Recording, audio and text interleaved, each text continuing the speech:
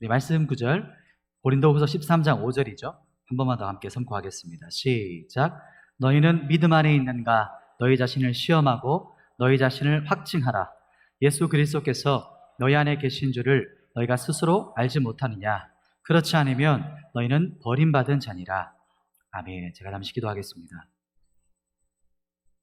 하나님, 이 시간 우리가 주님의 말씀 앞에 서서 우리 자신을 테스트하고 시험하는 시간을 가지려 합니다. 성령 하나님, 말씀이신 예수님, 진리의 성령 하나님, 우리 가운데 오셔서 진리를 바르게 분별할 수 있도록 우리 눈의 비늘을 벗겨주시고 모호한 것들을 분명하게 깨닫게 하여 주시고 보지 못한 눈들이 열려지게 하여 주시고 듣지 못하는 귀가 열려질 수 있도록 성령 하나님, 우리 가운데 역사하여 주시옵소서. 감사드리며 예수님의 이름으로 기도드립니다. 아멘. 당신은 구원받으셨습니까? 아멘이시죠. 그렇다면 구원받았다는 이유, 근거는 무엇입니까? 그러니까 무엇을 근거로 자기 자신이 구원받았다라고 여러분이 말하실 수 있는 걸까요? 믿음으로 좋습니다. 이렇게 적극적인 대답 너무 감사합니다. 우리 구원받은 증거가 무엇이냐? 왜 여러분이 구원받았다는 것을 확신하고 있느냐라는 질문을 지난번 아마 기억이 안 나실 겁니다. 지난달에 여러분을 나누고 그러면서 함께 나눴던 것이 거듭나지 않은 사람의 특징들을 제가 여러분에게 나눴습니다. 그 시간을 나눴는데요. 오늘은 진짜 거듭난 사람, 진짜 거듭난 성도의 특징은 무엇인가? 이것을 5가지 여러분과 함께 나누려고 합니다. 쉽게 말하면 이런 거죠. 오늘은 진짜 거듭난 사람의 특징인데 이것은 쉽게 풀어 말한다면 이런 겁니다. 내 믿음이 진짜인가? 아니면 가짜냐? 이거를 테스트해보라. 이런 말씀입니다. 여러분에게 지금 이 시간이 시험 치는 시간이다라는 것이죠. 쉽게 말하면 시험을 치는 겁니다. 무슨 시험이냐면 여러분의 믿음이 진짜이냐 가짜이냐라는 테스트의 시간입니다. 자신의 믿음이 진짜인지 아니면 그저 흉내만 내고 있는 믿음인지 시험해보고 자신의 믿음을 확증하는 그런 테스트의 시간입니다. 설교 제목 혹시 떼어졌나요? 한번 올려주시겠어요? 오늘은 이 거듭난 사람, 진짜 거듭난 사람, 진정으로 거듭난 사람의 5가지 특징인데요. 첫 번째는 거듭난 사람의 특징은 주님의 음성을 듣습니다. 두 번째는 거듭난 사람의 특징은 참된 믿음이 있습니다. 세 번째는 거듭난 사람의 특징은 성령의 인도하심을 받습니다. 네 번째, 거듭난 사람의 특징은 죄를 미워하고 반복되는 죄를 짓지 않습니다.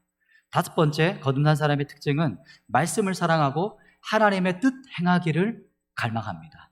이 5가지를 하나씩 여러분과 나누려고 합니다. 첫 번째 한번 제목 띄워주시겠어요? 첫 번째, 우리 같이 한번 첫 번째 제목 한번 띄워주시면, 같이 한번 읽어보겠습니다. 시작. 거듭난 사람의 특징은 주님의 음성을 듣는다. 아멘. 우리 본문 말씀인데요. 본문 말씀 이렇게 끼워 놓으시고 제가 이제 카테고리 할 때마다 계속 성경을 찾아다닐 거거든요. 성경 있는 분은 본인 성경을 찾아가시면서 이렇게 보셨으면 좋겠고, 혹시나 성경이 없는 분들은 앞에 PPT에 띄워주실 겁니다. 성경 있으신 분은 여러분의 손을 통해 직접 찾아보시는 게 가장 좋습니다. 요한복음 같이 찾겠습니다. 요한복음입니다. 이렇게 책갈피로 하나 끼워 놓으시고 요한복음 말씀으로 가보겠습니다. 요한복음 10장 3절입니다. 요한복음 10장 3절.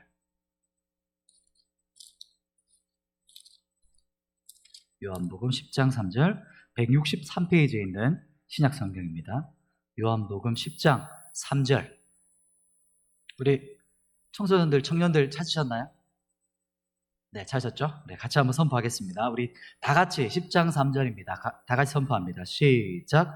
문지기는 그를 위하여 문을 열고 양은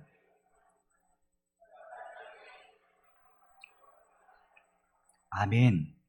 여기 보시면 양은 그의 음성을 듣습니다. 거듭난 사람의 특징은 주님의 음성을 듣는다라고 첫 번째 말씀드렸죠. 이 본문에 이렇게 말합니다. 양은 그의 음성을 듣는다. 그의 음성이 누구의 음성이죠? 네, 여기 목자 대신 우리 주님의 음성이다 이렇게 말하고 있습니다. 다 같이 한번 첫 번째 특징을 다시 한번 따라해 보시겠어요? 거듭난, 우리 제목 한 번만 더 띄워주시겠어요? 시작. 거듭난 사람의 특징은 주님의 음성을 듣는다. 네, 이것은 여러분 신비주의가 아닙니다. 그냥 어떤 종교적인 어떤 것이 아니고 이방 종교, 사이비 그런 어떤 종교에서 말하는 그런 것이 아닙니다. 주님의 음성을 듣는 것은 이런 의미인데요. 우리 3절 말씀 선포했죠. 4절 말씀을 한번 보시겠어요? 그 다음 절 4절인데요. 같이 한번 선포하겠습니다. 시작. 자기 양을 다 내어놓은 후에 앞서가면 양들이 그의 음성을 아는 고로 따라오되. 아멘. 우리 주님께서 앞서가시면서 우리를 어떻게 하시죠? 우리를 부르십니다. 우리를 불러내세요. 그러면 우리는 그분을 아는 고로 그분을 따라가는 것이죠. 그분이 먼저 가십니다.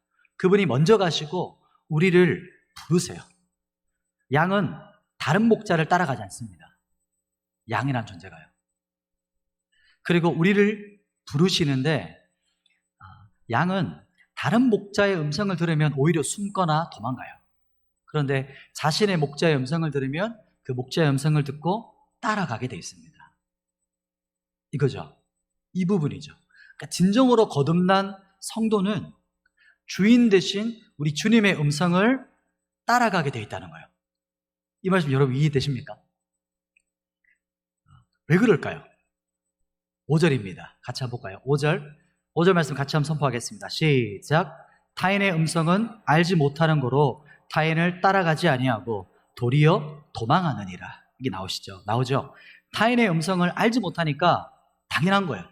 오히려 그들의 음성을 들으면 그들이 우리를 불러요. 내가 모르는 목자가 나를 불러요. 이상한 음성이 들릴 때 우리는 바로 알아차려야 되겠어요. 거듭난 사람은 뭔가 이상하다 알아차리는 거죠. 예를 들면 이런 겁니다. 우리가 시장 한복판에 뭐 자인장이든 경산장이든 막 사람들이 가득해요. 근데 걸어가고 있는데 뒤에서 우리 가족 중에 한 사람의 목소리가 들려요. 음성이 들려요. 내 이름을 부르는 것 같아요. 혹은 엄마, 아빠 이렇게 불러요. 그럼 여러분 어떻게 하실 것 같아요? 그리고 찾겠죠. 보이지 않지만 찾아요. 이 말이 이해되십니까? 자신의 가족의 음성을 들으면 자연스럽게 뒤를 돌아보고 내 아들, 내 딸 목소리인데? 딱 알아차립니다. 그러니까 자연스럽게 내 딸, 내 아들의 음성을 알기 때문에 그 음성을 따라가서 찾습니다. 이런 거죠. 주님의 음성을 듣는다는 것도 이와 마찬가지예요. 그런데 이것은 좀 훈련이 필요한 부분입니다. 이것은 마지막 5번째 좀 나눌 텐데 짧게 설명드린다면 주님의 음성을 듣는다는 것은 훈련적인 게 필요해요. 여러분 자녀의 음성 혹은 부모님의 음성을 어떻게 알 수 있는 거죠? 못 봤잖아요.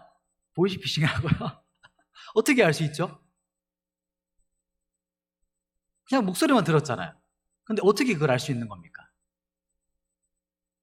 그렇죠. 맞습니다. 여러 가지 대답을 해주셨는데 계속적으로 반복적으로 들었고 같이 살았고 계속해서 훈련됐기 때문에 그런 거예요. 그냥 이거 뭐 설명할 수 없죠. 그죠? 이게 이 내 딸 음성 이거를 뭐 저음이 강하고 뭐 이렇게 설명할 수 있는 게 아니고 그냥 들으면 알아요. 맞습니까? 그것과 마찬가지예요. 주님의 음성을 듣는다는 것도 계속해서 주님의 음성을 듣다 보면 이게 주님의 음성인지 이게 아닌지를 본인이 즉각적으로 알게 된다는 거예요. 직관적으로 알게 된다는 말입니다. 이게 바로 주님의 음성을 듣는다라는 의미입니다. 첫 번째, 진정으로 거듭난 사람의 특징은 주님의 음성을 어떻게 됩니까? 듣습니다. 두 번째입니다. 한번 띄워주시겠어요? 두 번째, 거듭난 사람의 특징은 참된 믿음이 있다. 우리 같이 한번 따라해 보겠습니다. 시작. 거듭난 사람의 특징은 참된 믿음이 있다. 네, 오늘 본문 말씀으로 한번 돌아갈 건데요. 고린도후서 13장 5절 말씀입니다. 같이 한번, 아까 이렇게 딱 색깔 배워놓으셨죠? 고린도후서 13장 5절 말씀을 같이 한번 선포하겠습니다.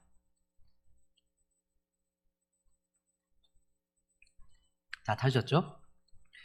고린도후서 13장 5절입니다. 시작. 너희는 믿음 안에 있는가? 너희 자신을 시험하고 너희 자신을 확증하라. 예수 그리스도께서 너희 안에 계신 줄을 너희가 스스로 알지 못하느냐? 그렇지 않으면 너희는 버림받은 자니라. 아멘. 잘 보십시오. 믿음을 시험해야 하는가? 이런 어떤 질문도 있을 것 같아요. 뭘 그렇게, 목사님 뭘 복잡하게 그렇게 믿으세요? 저는 다 믿어요. 그렇게 막 이렇게 굳이 그렇게 따지지 않으셔도 저는 다 믿습니다. 다 수용합니다. 이렇게 막 하시는 분도 계실 수 있습니다. 근데 그러면 안 됩니다. 그냥 덮어놓고 믿으시면 안 돼요. 그러면 믿음이 흔들리실 때 너무 쉽게 넘어져요. 그리고 이 사탄 마귀가 그렇게도 찾아다니는 밥이 되는 거예요. 밥 한 끼. 사탄이 그 밖에만 활동할까요? 여기서 지금 있겠죠, 그죠? 여기서 지금 누가 졸려고 지금 다 시도하고 있는가? 지금 누가 말씀과 상관없이 자기 생각에 빠져들고 있는가?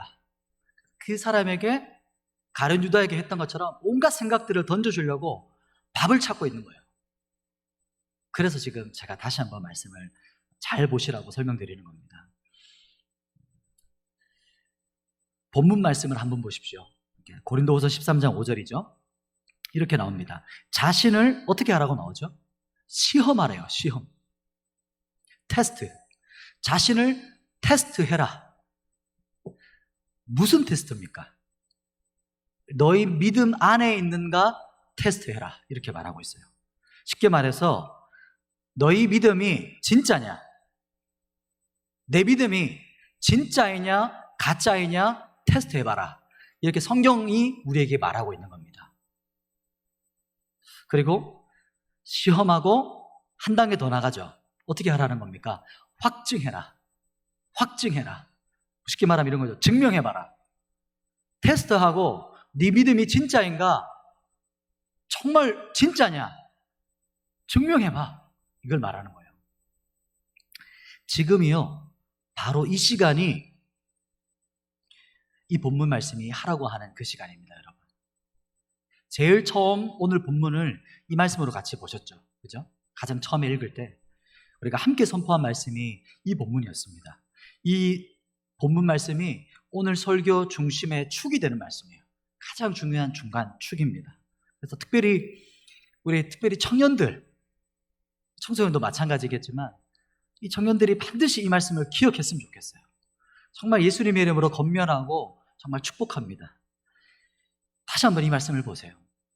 우리 다시 한번 말씀을 선포할 텐데 우리 이번에는 집중하면서 이 말씀이 무슨 의미인가를 여러분 생각하면서 베레아 성도들처럼 숙고하면서 고민하면서 다시 한번 선포했으면 좋겠습니다. 고린도후서 13장 5절입니다. 다 같이 선포합니다. 시작. 너희는 믿음 안에 있는가? 너희 자신을 시험하고 너희 자신을 확증하라. 예수 그리스도께서 너희 안에 계신 줄을 너희가 스스로 알지 못하느냐? 그렇지 않으면 너희는 버림받은 자니라. 아멘. 어떻게 시험하는 거죠? 어떻게 확증하는 거죠? 그리스도께서 지금 여러분 안에 계십니까? 무슨 의미냐면 우리 주님이 지금 여러분 안에 거하고 계십니까? 조금 더 풀어서 말하겠습니다.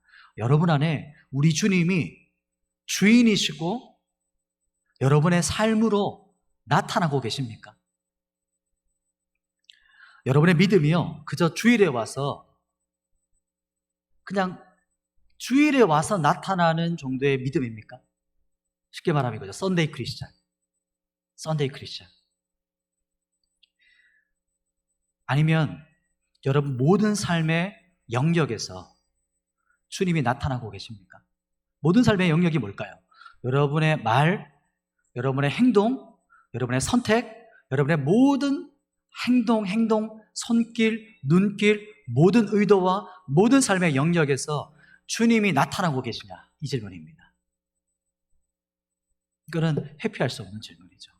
이제 설교를 진행하니까 10분 정도가 지났는데 이 10분 정도도 여러분 안에 있는 믿음을 시험하고 테스트할 수 없을 정도의 믿음이라면 정말로 안타까운 겁니다. 이 말씀을 한번 생각해 보십시오. 썬데이 크리스찬의 반대는 뭘까요? 에브리데이 크리스찬. 매 순간마다 그리스도인이에요. 썬데이 크리스찬은 그리스도인이 진짜 그리스도인이 아니에요. 거듭난 성도가 아닙니다. 그냥 종교적인 행사에 참여하는 사람이에요. 거듭나지 않았습니다. 성경이 말하죠. 이 사람은 그저 자리만 채우고 다시 제 길로 가는 가룟 유다 같은 사람이에요. 원래 길로 가는 거예요. 자기의 길로.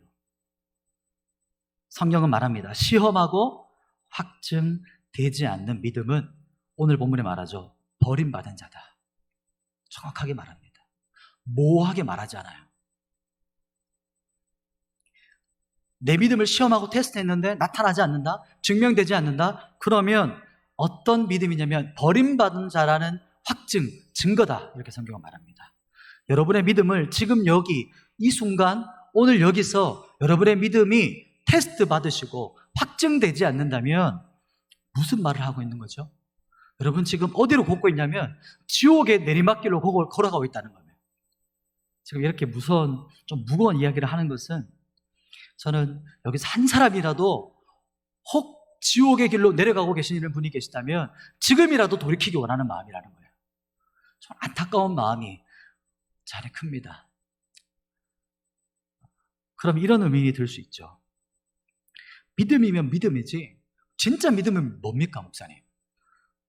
어떻게 진짜 믿음인지 시험할 수 있는 거죠? 믿음이 다 똑같은 거 아닙니까? 진짜 믿음이 뭡니까? 야고보 사도의 말을 들어보겠습니다. 우리 야고보서로 넘어갈 텐데요. 오늘 말씀을 중간에 킵해 놓으시고 야고보서입니다. 야고보서는 뒤편에 있습니다. 히브리서 다음 야고보서입니다. 베드로전서 전입니다. 야고보서 2장 말씀입니다. 2장 18절 말씀. 313페이지에 있는 성경입니다. 신약 313페이지.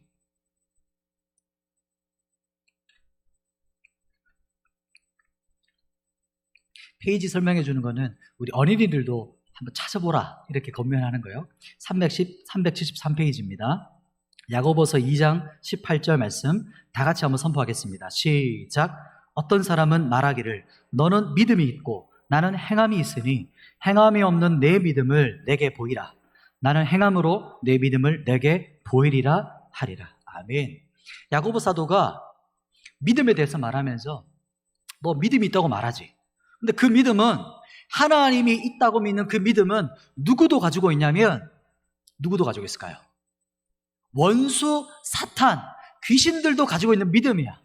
하나님이 살아계시다. 그 정도 믿음으로 네가 진짜 믿음을 증명하는 게 아니야. 이렇게 말하면서 이 말씀에 뭐라고 말하냐면 참된 믿음은 반드시 행함이 있습니다.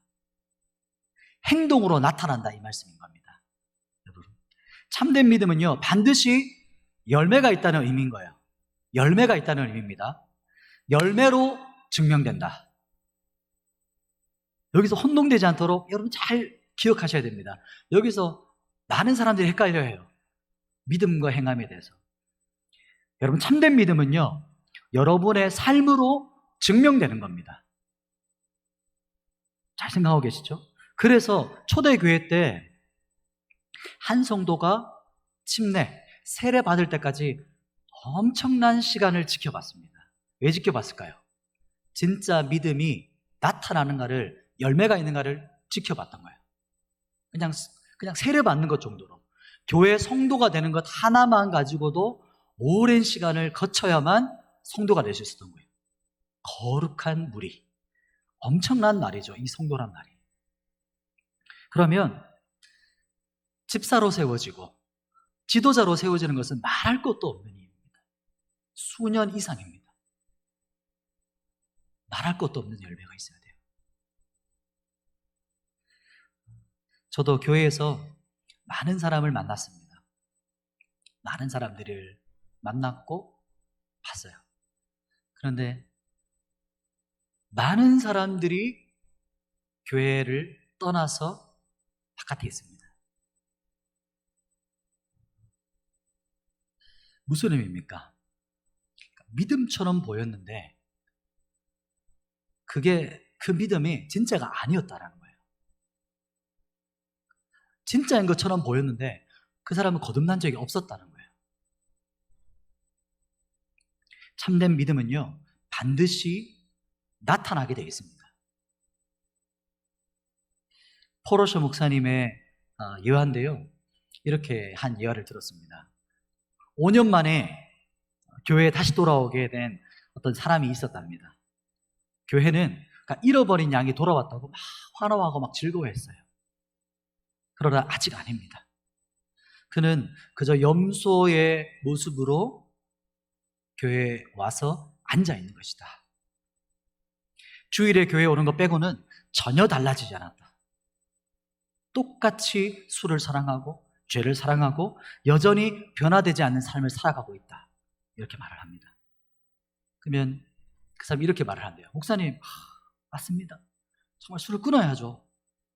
그거 진짜 나쁜 거죠. 그렇게 하면 안 되죠. 그렇습니다, 목사님. 제가 죄를 끊어야죠. 제가 지금 잘못하고 있습니다. 그러나 생각으로 인정하지만 전혀 삶은 바뀌지 않습니다. 왜냐하면 그 사람은 한 번도 거듭난 적이 없기 때문이에요. 이 말씀이 이해되시죠, 여러분? 그저 주일에 이 양들의 무리에 앉아있는 염소인 거예요. 정리하면 진정한 믿음은 열매로 증명된다. 행동으로, 삶으로 나타난다. 두 번째, 거듭난 사람의 특징은 뭐라고요? 참된 믿음이 있다입니다.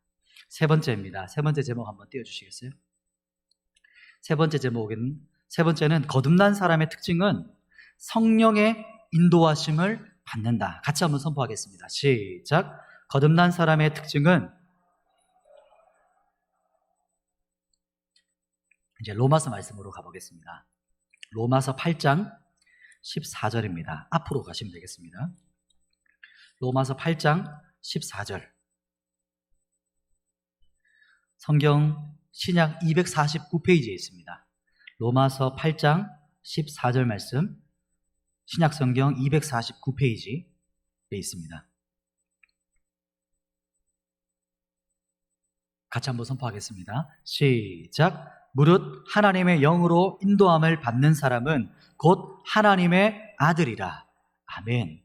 세 번째, 거듭난 사람의 특징은 하나님의 영으로 인도하심을 받는다는 거예요. 이 하나님의 영이 바로 성령 하나님이시죠. 이 사람은요, 성령 하나님의 인도하심을 따르는 사람입니다. 주님의 인도하심을 따라가는 사람이라는 거예요. 주님의 인도하심을. 반대로 이런 겁니다. 하나님을 이끌어가는 사람이 아니라는 거예요. 이 말의 의미를 여러분 잘 기억해 보십시오. 이것은 이런 거죠. 자신의 욕망과 욕심과 야망이 자신을 인도해가는 사람이 아니다 라는 의미입니다. 그러니까 자신의 왕국, 내 나라, 이것을 세워가는 것이 열정이고 갈망이에요. 그런 사람이 아니라는 겁니다. 여러분의 행동을 이끌어가는 존재, 여러분의 어떤 움직이게 만드는, 여러분을 움직이게 하고 여러분에게 어떤 인사이트를 주고 여러분이 격동하게 만드는 그 원인, 제1원인, 그 근원, 그게 뭡니까? 그걸 묻는 겁니다, 여러분. 정말 하나님이십니까? 정말 우리 성령 하나님이 여러분의 제1원인이십니까? 쉽게 말하면 이런 거죠. 하나님이 여러분의 갈망이십니까? 이 말 자체를 이해하기 어려우신 분도 계실 수 있어요. 하나님이 갈급하십니까? 갈망이세요, 주님이? 그분은 여러분의 삶의 동기이시고, 우리 주님이 여러분의 삶의 이유시고, 주님이 여러분의 삶의 주인이십니까? 그걸 질문하는 겁니다. 진정으로 거듭난 사람은 그분이 인도해 가는 사람입니다. 그분의 인도함을 받는다는 거예요. 그분의 인도함을 받는 사람. 그 사람은 이런 의미입니다. 또 한 번 또 성경을 찾을 건데요. 앞으로 가시면 되겠습니다. 요한복음 14장 26절. 그러면 그분의 인도하심을 받는다는 게 뭘까요?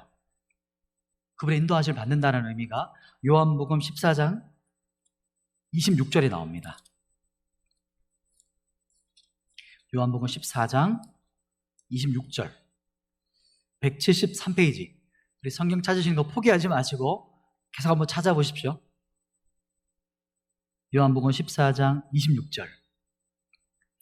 이렇게 눈으로 보고 손으로 찾으면 정확히 그게 어디 있는지 모르지만 여러분의 손과 눈이 기억해놔요. 나중에 그 구절이 어디 있었지 하면 성경을 찾다가 손과 눈이 그걸 기억해내거든요. 직접 찾으십시오, 성경을. 요한복음 14장 26절 같이 한번 선포하겠습니다. 시작. 보혜사 곧 아버지께서 내 이름으로 보내실 성령.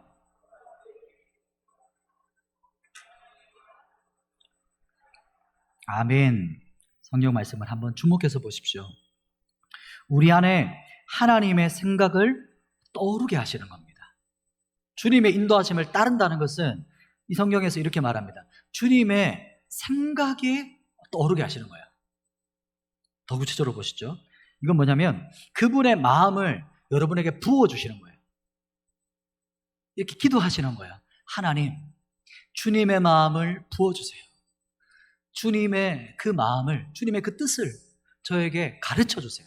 그렇게 기도하면 주님이 가르쳐 주세요. 참 아이러니컬한 진리인데 그건 나중에 조금 더 말씀드리겠습니다. 그래서 그분이 하시는 성령의 역사가 이겁니다.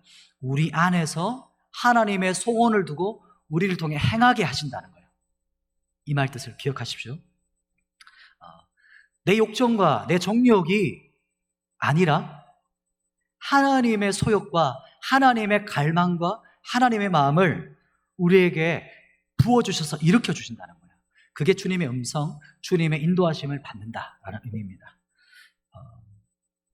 분별은 이겁니다. 그러면 어떻게 분별하냐? 어떻게 내 욕심인가, 내 욕정인가, 혹 아니면 하나님의 갈망과 소욕인가를 분별하냐? 이렇게 분별하시면 돼요.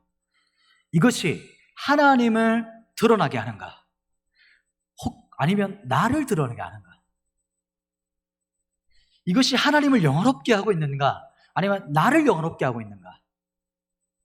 히스기야, 바벨론 많은 사신들이 왔을 때 자기 창고문, 보물창고를 열어가지고 자기를 막 드러냈어요.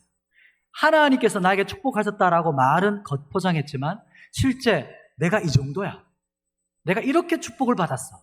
간증 안에 묻어나는 말이 뭐냐면 내가 이렇게 축복받은 사람이에요. 겉포장은 하나님이에요. 그런데 지금 누가 드러나고 있는 거죠? 자기 자신이 드러나는 거예요. 히스기야가 드러나니까 하나님께서 그 다음 므낫세라는 사람을 통해, 아들을 통해 그 나라가 완전히 박살이 납니다. 심판하시죠. 정확한 분별할 수 있으셔야 돼요. 하나님을 말하면서 나를 자랑해요. 신앙을 말하면서 내가 높아져요. 뭔가 믿음이 있는 말처럼 보이는데 내가 영혼없게 돼요. 하나님은 아세요. 우리 그리스도인이 빠질 수 있는 오류입니다.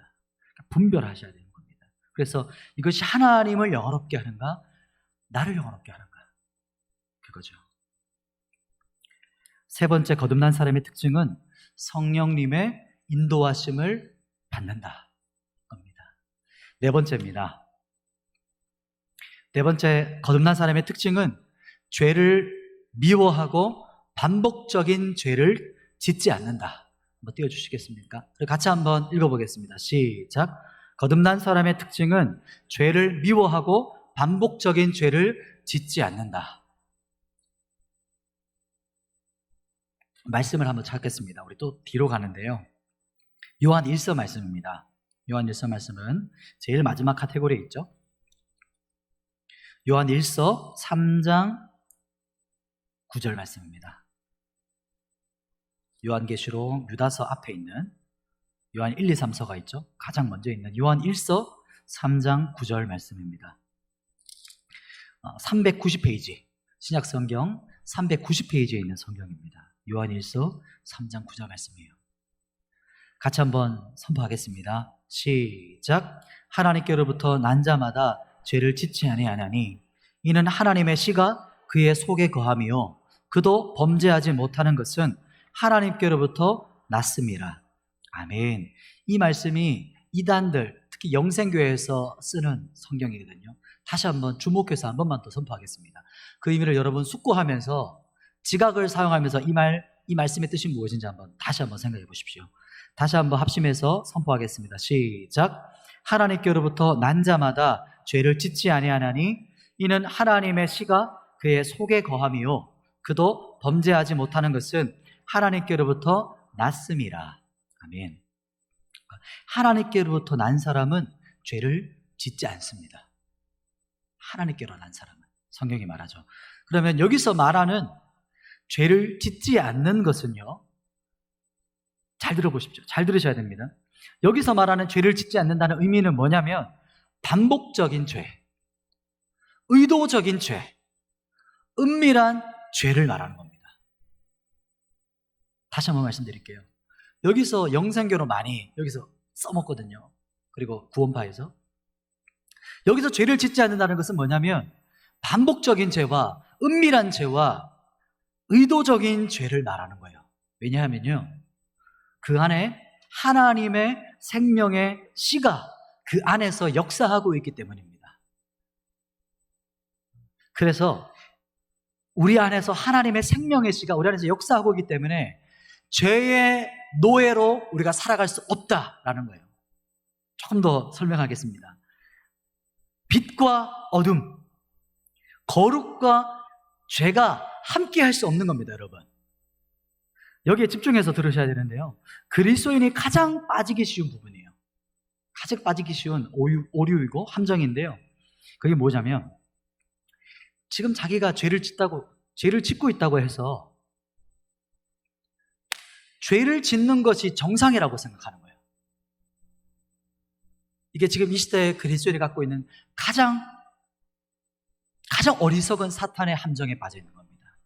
지금 내가 죄를 짓고 있다고 해서 죄 짓는 것이 정상입니까, 여러분? 절대로 그렇지 않습니다. 죄 짓는 것은 정상이 아닙니다, 여러분. 그건 그리스도인이 아니에요. 주님은요, 우리가 죄를 또 짓도록 우리를 구원하지 않으셨어요. 우리를 왜 구원하셨죠? 죄의 노예에서 구원해 주셨잖아요. 그것은 죄를 짓지 않도록 하기 위해서 구원해 주신 거죠. 이게 당연한 원리죠. 당연한 이성적인 합리적인 사고죠. 죄를 짓지 않게 해주려고 우리를 그 죄의 노예에서 구원해 주신 거예요. 성경이 그렇게 말합니다. 보시겠어요? 로마서 말씀으로 앞으로 가보겠습니다. 로마서 6장 1절과 2절 말씀입니다. 사도 바울이 저보다 더 격분하면서 선포하는 말씀인데요, 같이 한번 선포하겠습니다. 신약성경 246페이지입니다. 로마서 6장 1절과 2절, 246페이지 성경입니다.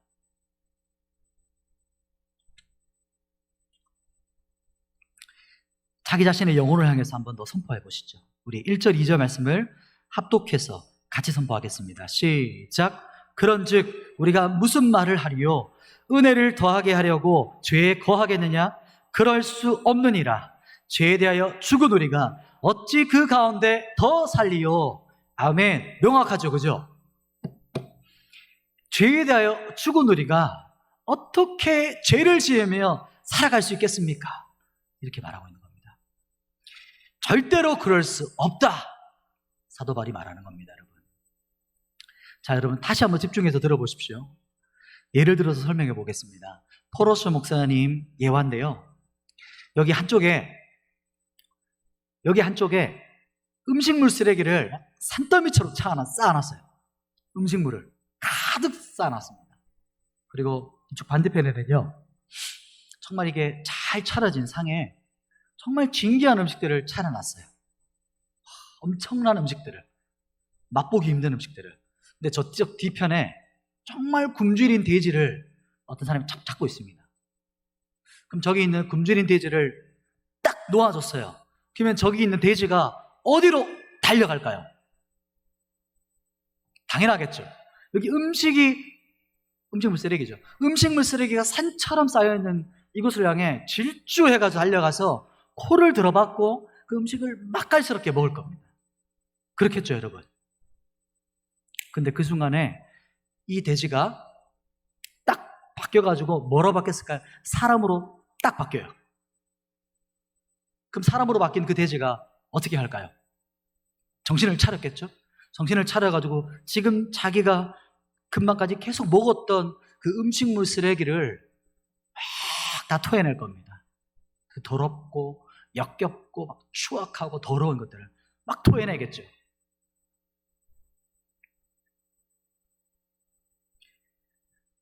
그리스도인이 죄를 절대로 짓지 않는다라는 의미가 아닙니다, 여러분. 여기 잘 기억하셔야 돼요. 잘 집중해서 들어보셔야 됩니다. 진정으로 거듭난 성도는 실수로 넘어질 수 있어요. 그죠? 여기 음식물 쓰레기에 유혹을 받아서 코를 팍 들이박을 수가 있어요. 그런데 딱 먹는 순간 거듭난 사람은 어떻게 할까요? 즉각적으로 압니다. 이 더러운 거, 이 역겨운 거 바로 토해내요.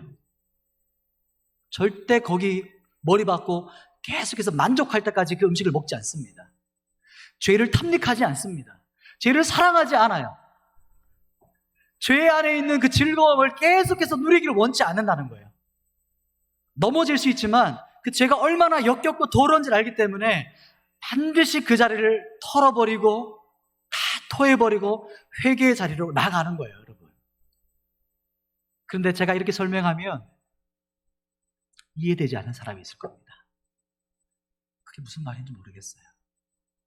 그래서 여기서 정말 하나님의 은혜가 필요한 거예요. 거듭나지 않은 사람은 무슨 말인지 몰라요. 아니, 죄가 좋은 건데? 즐거운 건데? 재밌는 건데? 그러나 거듭난 성도는요, 음식물 쓰레기에 유혹에 한 입만 먹어도 절대로 거기에 머물러 있지 않습니다. 먹음과 동시에 그 음식에 더럽고 역겨운 것을 모두 다 토해낼 때까지 멈추지 않아요. 그게 회개입니다, 여러분. 그 자리에 머물러 있지 않습니다. 이 말이 이해되십니까? 우리 청년들, 이 말이 이해되세요? 우리 거듭나지 않은 우리 여기 앉아 계신 분들, 이 말이 이해되십니까? 정말 기도가 필요한 부분입니다, 여기가. 도대체 어떻게 죄가 싫을 수가 있죠? 왜냐하면 돼지가 사람으로 변하는 성령의 역사이기 때문에. 무슨 말을 해도 이해될 수 없는, 이거는 성령의 초자연적인 역사입니다. 정말로 성령 하나님의 도우심이 정말 간절히 임하기를 구해야 하는 것이고, 우리 옆에 있는 지체들, 우리 자녀들, 우리 다음 세대들, 혹 친구, 정말 간구가 필요한 부분입니다. 사도 바울의 고백처럼 말이죠. 우리 사도 바울이 고백한 7장 말씀으로 한 번 더 가보겠습니다. 로마서 7장 24절, 25절 말씀을 같이 한번 선포하겠습니다. 로마서 7장 24절, 25절인데요. 그 다음 장이죠. 다 찾으셨죠? 같이 한번 선포하겠습니다. 시작. 오호라, 나는 곤고한 사람이로다. 이 사망의 몸에서 누가 나를 건져내랴. 우리 주 예수 그리스도로 말미암아 하나님께 감사하리로다. 그런즉 내 자신이 마음으로는 하나님의 법을, 육신으로는 죄의 법을 섬기노라. 아멘. 이해되십니까? 거듭난 사람의 특징입니다. 거듭난 사람은 죄를 미워합니다. 죄를 경멸합니다. 죄를 증오합니다. 사도 바울이 괴로워하죠. 죄를 짓고 나서 절대로 머물러 있을 수 없죠. 죄를 미워하고 경멸하고 탄식함으로 회개의 자리로 나가는 겁니다. 죄를 다시 한번 짓는 것이 너무 고통스러운 거예요. 다시는 내가 짓지 않겠다. 다시는 내가 이 죄를 짓지 않겠다. 그 결단으로 주님 앞에 다시 나가는 겁니다. 그 죄가 뭐죠? 반복적인 죄, 지속적인 죄, 은밀한 죄. 여기서 성령이 여러분의 마음을 두드리셨으면 좋겠어요. 찌르셨으면 좋겠어요. 은밀한 죄, 반복적인 죄, 당신이 사랑하고 있는 그 죄, 그걸 말하는 겁니다, 여러분. 왜요? 우리 안에 하나님의 법이 죄의 법을 이기셨기 때문이에요. 이게 성령의 역사입니다. 로마서 8장 2절입니다. 조금 더 밑에 보시겠어요? 밑으로 조금 더 오시면 로마서 8장 2절이 있죠. 같이 한번 선포하겠습니다. 시작. 이는 그리스도 예수 안에 있는 생명의 성령의 법이 죄와 사망의 법에서 너를 해방하였습니다. 아멘. 다시 한번 선포할까요? 시작. 이는 그리스도 예수 안에 있는 생명의 성령의 법이 죄와 사망의 법에서 너를 해방하였습니다. 아멘. 아멘. 우리 안에 생명의 성령의 법이 죄와 사망의 법을 너를 해방하셨습니다. 이 말씀 믿으십니까? 이게 복음이에요, 여러분. 그렇기 때문에 내가 더 이상 죄의 노예가 아니라는 겁니다. 죄를 짓지 않는다는 겁니다, 여러분. 왜냐하면 이제 죄의 소욕에 매여 있는 죄의 노예가 아니고요, 생명의 성령의 노예로 우리가 살아가기 때문이에요. 그렇기 때문에 우리가 죄를 이기는 겁니다. 청년들아, 아비들아, 죄를 넉넉히 이기느니라. 성경이 말하죠. 죄를 이기지 못하고 계십니까? 죄가 다가오지도 않았는데, 유혹이 오지도 않았는데 미리 자빠져 있지는 않습니까? 어떤 유머러스한 어떤 목사님이 그렇게 말하는데요. 사탄이 억울해할 거라고. 나는 아직 유혹도 던지지 않았는데 죄는 벌써 넘어져 있었다고. 하나님 앞에 변호할 거란 말이에요. 나는 아직 시험도 하지 않았는데 그렇게 사탄이 오히려 변호할 거라는 겁니다. 여러분, 죄를 이기고 계십니까? 여러분, 신앙의 청년이 되셨습니까? 몸만 커져는 청년이 아니고 신앙의 청년으로 우리가 자라가야 되는 겁니다. 그게 무슨 말이냐면 말씀을 분별해서 단단한 음식을 여러분이 먹을 수 있으셔야 된다는 거예요. 우리 교회의 어른들이 왜 어른이죠? 부모님이 왜 부모님이시죠? 그분들은 음식을 준비해 오셔가지고 음식을 만들어서 음식을 차려줘요. 자기가 먹는 것 정도가 아니고 음식을 먹을 수 있도록 해주는 사람이에요. 그게 부모님이시죠. 장성한 자. 여러분이 조금 중고등부, 조금 더 청년부로 자란다는 것은 이게 똥인지 된장인지 분별할 수 있어야 된다는 거예요. 막 주워 먹으면 안 돼요. 여러분, 그렇게 웰빙을 외치잖아요. 육신적인 음식은 그렇게 우리가 좋은 것을 먹을 수 있으면서, 먹는 걸 원하면서, 영적인 음식은 막 돼지처럼 먹어요. 분별해야죠. 잘라내셔야죠.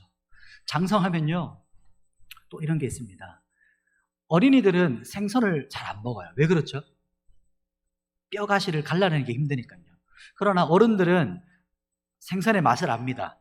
그럼 생선을 맛을 안다고 뼈채 다 씹어 드시나요? 아니죠. 어른이 뜻하다는 것은 생선의 가시를 발라내서 먹는다는 것이죠. 어떤 메시지가 올 때, 어떤 말씀이 올 때 지각을 사용해서 여러분이 그 안에 있는 가시를 빼내시고 말씀의 살을 먹는 거예요. 그게 분별한다는 겁니다. 그게 말씀 맡은 자입니다. 주님의 일꾼으로 부끄럽지 않은 인정된 자로 디모데 말씀 가운데 그렇게 말하죠. 이 말씀 여러분의 이해되셨으면 좋겠습니다. 그래서 이 생명의 성령의 노예이기 때문에 죄를 이깁니다. 그래서 죄를 미워하고 그래서 자유하게 되는 겁니다. 죄에 이미 자유한 겁니다, 여러분. 여러분, 죄의 노예가 아니에요. 여기서부터 시작되지 않으니까 패배주의가 성도 안에 가득한 겁니다. 나는 지고 시작해요. 아니, 사탄이 졌다니까요. 사탄의 사자의 이빨과 발톱이 다 뽑혔다니까요. 그런데도 사자가 저기 있는 것만으로 무서워. 아닙니다, 여러분. 십자가로 사탄의 모든 죽음을, 사망을 깨뜨리시고 죽이셨어요. 그게 복음이고 우리가 누려야 될 영적 권세입니다. 거기서부터 시작해야 돼요. 여기 위에 서서, 그것은 믿음 위에 서서, 말씀 위에 서서 승리하는 그리스도인으로 여러분이 살아내셔야 되는 거예요. 그래서 네 번째 거듭난 사람의 특징은 죄를 미워하고 반복적인 죄를 짓지 않습니다. 아멘. 마지막 다섯 번째는 거듭난 사람의 특징은 말씀을 사랑하고 하나님의 뜻을 행하기를 갈망합니다. 우리 한번 읽어보겠습니다. 시작. 거듭난 사람의 특징은 말씀을 사랑하고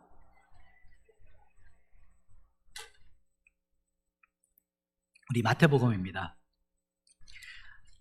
오늘 더 많이 말씀을 찾아가지고 감사하시죠? 네, 좀 힘드신 분도 계시겠지만 우리 한 달치를 한번 찾아본다 이런 마음으로 로마서 4장 4절 말씀 같이 한번 선포하겠습니다.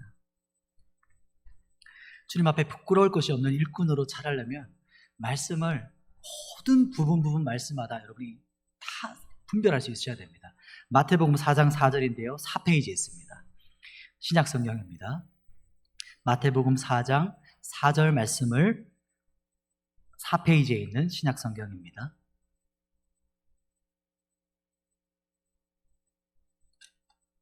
다 같이 선포하겠습니다. 시작. 예수께서 대답하여 이르시되 기록되었을 때 사람이 떡으로만 살 것이 아니요 하나님의 입으로부터 나오는 모든 말씀으로 살 것이라 하였느니라 하시니. 아멘. 마지막으로 거듭난 사람의 다섯 번째 특징은 말씀을 사랑하고 하나님의 뜻 행하기를 갈망합니다. 제가 마지막으로 했다고 해서 거듭난 사람이 5가지만 있는 게 아닙니다. 그 중에 5가지만 나누는 겁니다. 이 정말 가장 중요한 말씀입니다. 첫 번째, 거듭난 사람의 특징이 뭐였죠? 주님의 음성을 듣는다. 그 첫 번째와 이 일맥상통하는 주제입니다. 그런데 너무나 중요한 주제이기 때문에 이 부분을 따로 떼가지고 지금 한 번 더 보는 겁니다, 여러분.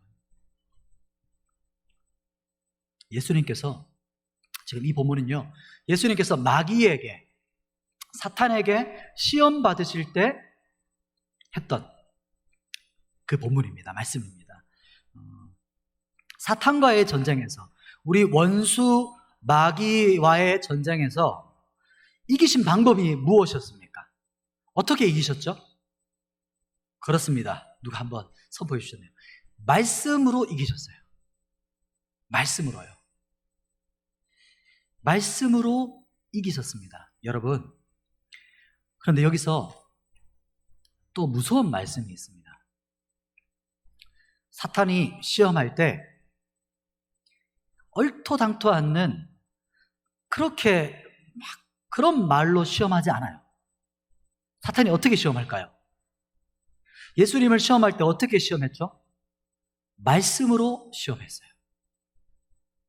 이게 우리에게 무서운 말씀입니다.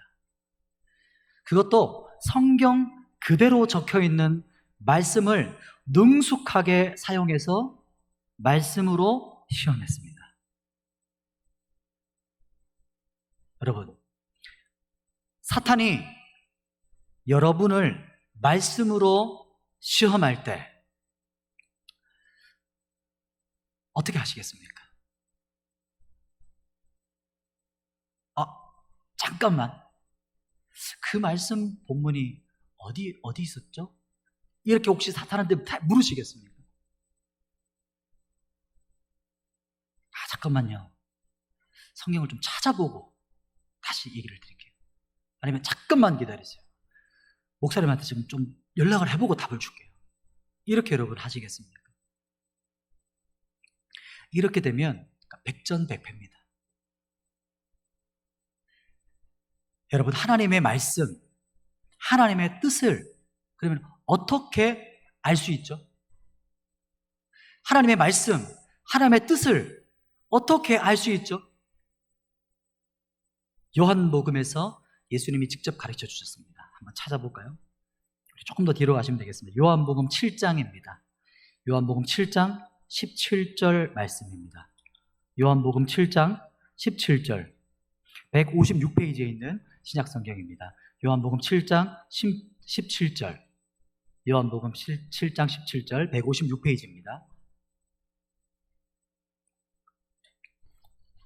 같이 선포하겠습니다. 시작. 사람이 하나님의 뜻을 행하려 하면 이 교훈이 하나님께로부터 왔는지 내가 스스로 말함인지 알리라. 아멘. 성경에서 뭐라고 말합니까? 하나님의 뜻을 행하려 하는 사람은 이 말씀이 하나님의 말씀인지 내 욕망인지 안다고 말합니다. 이것이 하나님의 뜻에 합당한 말씀인지 사탄이 나에게 미끼를 던져주는 건지 안다라는 말입니다. 그런데 어떤 전제가 있죠? 전제가 뭐죠, 여러분? 앞에 뭐라고 적혔습니까? 하나님의 뜻을 행하려 하는 사람. 어떤 사람이 하나님의 말씀을 분별하고 알 수 있냐면 성경은 이렇게 말하고 있습니다. 하나님의 뜻을 행하려는 사람입니다. 하나님의 뜻대로 살고자 하는 사람이 하나님의 뜻을 분별할 수 있다, 이렇게 말해요. 전제가 다르죠.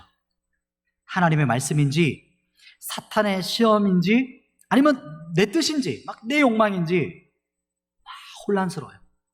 막 안개와 같아요. 완전 뿌여 눈을 볼 수가 없어요.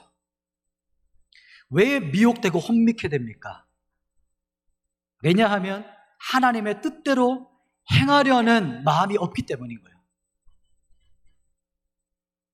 전제가 있는 것이죠. 우리 계속해서 어떤 것을 선택하고 결정하고 우리가 인생을 살아갑니다. 여러분 그렇죠? 우리 어릴 때는 이 시험만 잘 치면 끝날 것 같죠? 아니에요. 고3 때는 우리 수능은 많이 안 치지만 고3은 수능만 치면 다 끝날 것 같지 않습니까? 그렇습니까? 세 발의 피죠. 그리고 청년들은 직장만 들어가면 다 끝날 것 같죠? 직장 들어가자마자 뭘 품고 다니십니까? 사표를 들고 다닌다 하지 않습니까? 요즘에. 그러면 또 한 가지, 청년들은 결혼만 하면 여러분 그러신가요? 우리가 빠지게 될 오류는 뭔가 하나만 하면, 뭔가 하나만 넣으면, 뭔가 하나만 잘 선택하면 다 끝날 것처럼 보이지만 여러분 그렇지 않지 않습니까? 계속해서 우리는 삶의 선택을 하며 살아갑니다. 분별하며 인생을 살아가고 있습니다. 여러분. 특별히 젊었을 때, 청소년 때, 청년 때는 그 하나의 선택이 우리가 나이 들었을 때보다 훨씬 더 중요하죠. 그죠, 여러분? 그래서 그 부분에서 우리가 정말 좋을 때다 이렇게 말하지 않습니까? 정말 중요한 시간이야. 그렇게 말을 하죠. 그러면 어떻게 분별할 수 있습니까? 자신의 뜻대로 행하고자 하는 사람은요, 성경이 이렇게 말하는 겁니다. 자기 마음대로, 자기 뜻대로 살고자 하는 사람은 절대로 하나님의 뜻을 분별할 수 없다. 이 말씀입니다. 내 욕망과 내 나라와 내 뜻과 내 생각대로 살고자 하는 사람은 절대 하나님의 뜻을 네 평생에 이루어갈 수 없을 것이다. 이렇게 말하는 거예요. 여러분, 무서운 말씀이죠. 그게 무슨 말이냐면 모든 것이 자기 뜻에 맞는 말씀만 골라요. 교회 다니는 사람은 다 내 입맛에 맞는 말씀만 골라요. 그래서 내 욕심, 내 종욕 채워주는 말씀만 들어요. 사사시대 각자의 소견에 오른 대로 행하니라. 지금 이 시대입니다. 마지막 때의 특징이죠. 가짜입니다. 거듭나지 않은 사람입니다. 성경은 마지막 때 사람을 이렇게 말하고 있습니다. 디모데후서 말씀인데요. 우리 한 번 더 찾아보겠습니다. 디모데후서는 뒤로 갑니다. 디모데후서 4장 3절 말씀입니다. 이제 거의 막바지에 왔습니다, 여러분. 디모데후서 4장 3절. 여러분 괜찮으신가요? 몇 분만 괜찮으시고 조금만 더 집중해서 아마 한 5분, 10분 안에 마무리될 것 같습니다. 디모데후서 4장 3절인데요. 같이 한번 선포하겠습니다. 마지막 때 일어날 경고를 사도 바울이 디모데에게 말하고 있는 겁니다. 함께 선포합니다. 시작. 때가 이르니니 사람이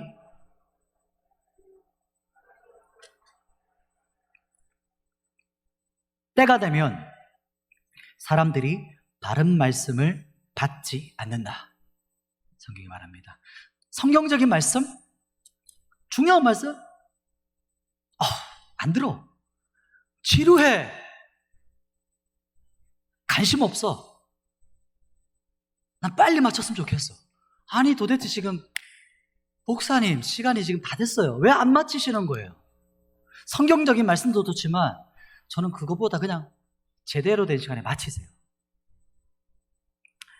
흥미없습니다. 재미없어요. 뭐 성경적인 말씀? 그렇게 요즘 시대에 그런 말씀 누가 듣습니까? 그런데 잘 되는 나, 잘 되고 잘 되는 나. 와, 그렇구나. 그래, 그런 말씀을 하셔야죠. 인생에 잘 되는 거. 그렇죠. 하나님도 저를 향해 그런 계획이 있으셨거든요. 저도 적극적으로 그것에 동의합니다. 하나님도 제가 성공하길 원하셨군요. 너무 좋습니다. 그런 말씀 좋아요. 우리 하나님 멋쟁이시군요. 그렇죠. 오늘 좀 들은 말 하네요. 저 사람은 좀 내 마음을 좀 알고 있네. 오늘 조금 재밌네요. 좀 들을만 합니다. 이것이 마지막 때 거듭나지 않은 사람들이 가득한 교회의 모습입니다. 그게 성경이 경고하고 있는 거예요. 사도 바울이 경고하죠. 이제 여러분 설교가 맞춰갑니다. 지금 여러분의 상태가 어떻습니까? 처음에 테스트, 우리 시험 치기 시작했죠. 자기 자신의 믿음을 시험하고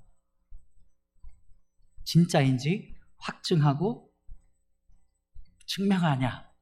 증명하시냐 이렇게 여러분 시험을 우리가 시작했습니다. 여러분 어떠십니까? 혹 이렇진 않습니까? 요한일서 말씀인데요. 요한복음 말씀인데요. 요한복음 8장 47절 말씀입니다. 이제 말씀 찾는 게 2번 남았습니다. 오늘 요거 한번 뒤에 한번 남았는데 한 번 더 찾아보시죠. 요한복음 8장 47절. 요한복음 8장 47절 160페이지에 있는 성경입니다. 혹 이런 분은 없으십니까? 요한복음 8장 47절 같이 한번 선포하겠습니다. 시작.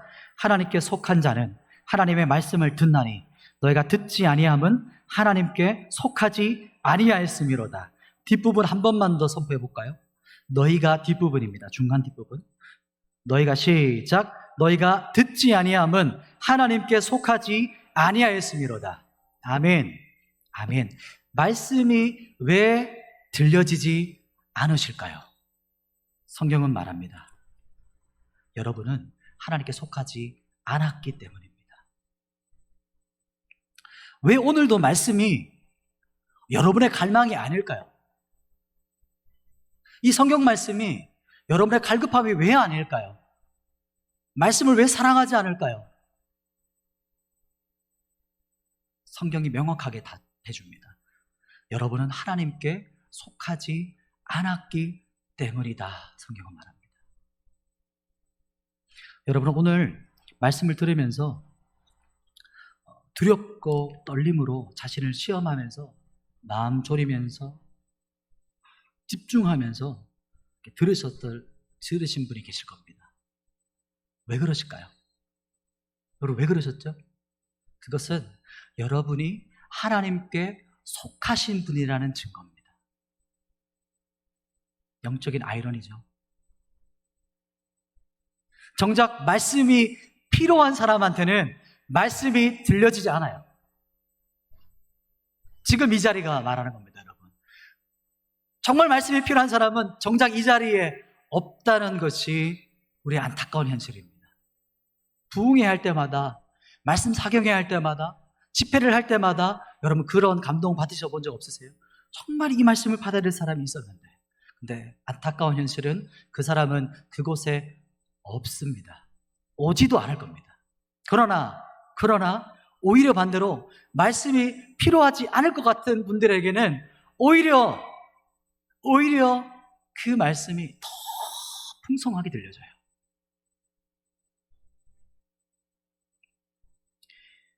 말씀이 더 잘 들려지죠.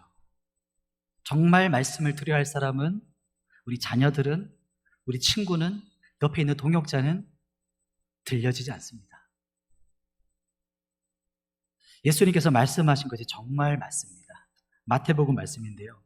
마태복음 25장 29절 말씀. 오늘 우리 아침에 유초등부 예배 때 이 다른 본문에서 똑같은 말씀을 선포했던 말씀이에요. 마태복음 25장 29절 말씀을, 마지막 말씀인데 같이 한번 선포해 보시겠습니까?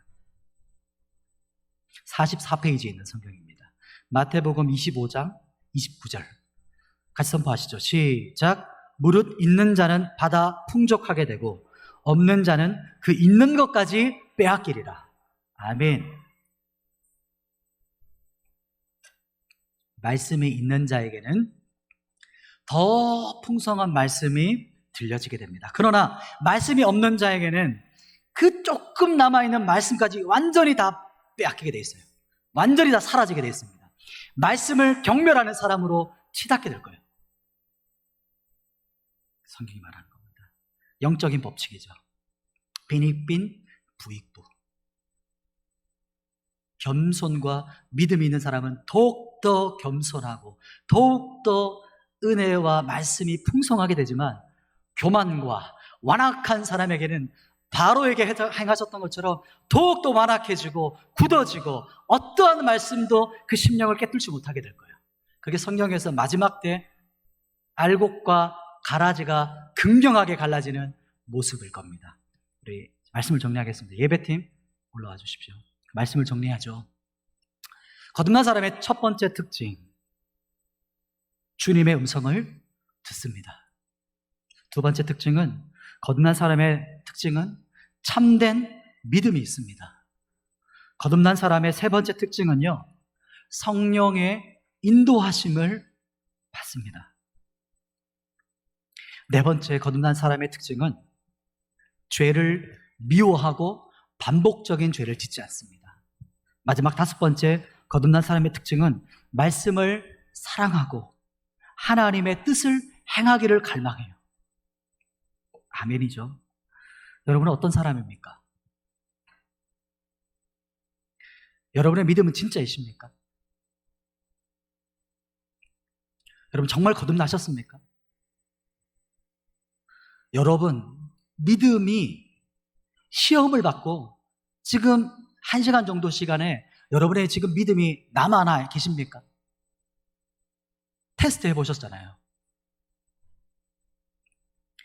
여러분이 진짜인지 가짜인지 말씀으로 테스트 해보셨습니까? 여러분 진짜 거듭난 성도가 맞습니까? 저한테 답할 필요가 없죠. 주님 앞에 벌거벗고 주님 앞에 홀로 설 때가 있을 겁니다. 지금이 얼마나 중요한 시간입니까?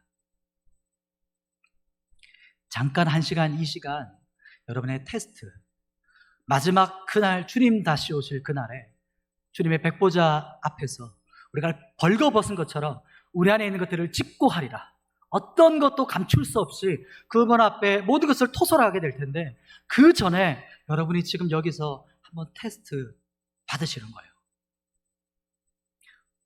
여러분 스스로 아무리 나는 성도다, 나는 거듭났지, 나는 교회를 얼마나 열심히 다니는데, 얼마나 나는 봉사를 하는데, 내가 얼마나 많은 헌금을 했고 얼마나 많은 봉사를 했고 내가 교회 생활이 몇 년 차인데, 그것으로 증명이 안 된다는 안타까운 겁니다. 여러분, 그렇기 때문에 말씀을 분별하고 지각을 사용해서 말씀을 여러분이 먹으셔야 돼요. 목사님이 여러분을 교회 가게 해줄 수 있는 게 아닙니다. 부모님이 여러분을 교회로 이끌어 가주시는 게 아니에요. 청년 됐다고 교회에서 여러 가지 한다고 프리패스가 되는 게 아닙니다. 여러분, 자기 스스로 아무리 외쳐봐야 여러분의 말과 여러분의 행동과 여러분의 삶과 모든 영역 가운데 증명되지 않고 나타나지 않고 아무것도 증명되지 않으면 가짜라 하시는 거예요. 가짜. 어떤 변화도 없다면 공허한 외침이십니다, 여러분. 오늘 정말 짧은 테스트를 말씀으로 여러분 받으셨는데 여러분의 믿음의 결과, 여러분의 믿음의 결국은 뭡니까? 여러분의 믿음이 확증되셨습니까? 마지막 문구죠. 여러분 확증되셨습니까? 믿음이 확실하십니까? 우리 오직 주의 은혜로 우리 한번 찬양하실 텐데 네, 반주해 주시면 되겠습니다. 이 찬양을 한번 하고 한번 기도했으면 좋겠습니다. 여러분, 그런데 거듭나는 건 우리가 할 수 없는 영역이에요. 돼지가 사람으로 변하는 거예요. 염소가 양으로 변하는 겁니다. 모든 것을 들이박던 염소가 온순한, 털을 깎아도 자기를 죽이려는 주인 앞에 온순한 양처럼 변하는 겁니다. 이것은 성령 하나님의 역사이기 때문에 우리는 철저하게 무력합니다. 그래서 주의 은혜가 필요한 거예요. 우리 찬양 하실 때 확증되신 분들은 제가 뭘 하지 않아도 그런 분들은 이미 은혜를 목말라 하세요. 말씀을 갈급해 하세요.